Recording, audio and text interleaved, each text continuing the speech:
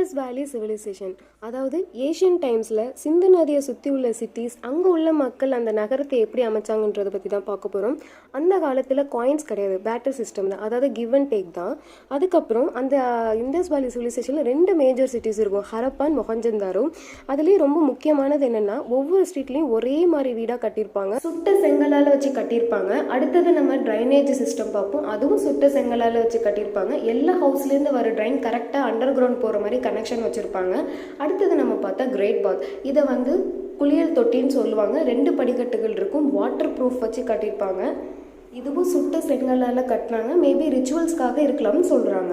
Other countries ட்ரேடிங்க்கு இவங்க seals use பண்ணியிருக்காங்க. நிறைய ஸ்டாச்சூஸும் கிடச்சிதான், dancing girl, trim beard king, அப்புறம் நிறைய காட்ஸ், தாய் தெய்வம், பசுபதி அப்படின்ற காட்ஸும் கிடச்சிது. ஜுவல்ஸ் இவங்க கோல்டு, காப்பர், சில்வர் எல்லாமே அந்த காலத்தில் யூஸ் பண்ணியிருக்காங்க.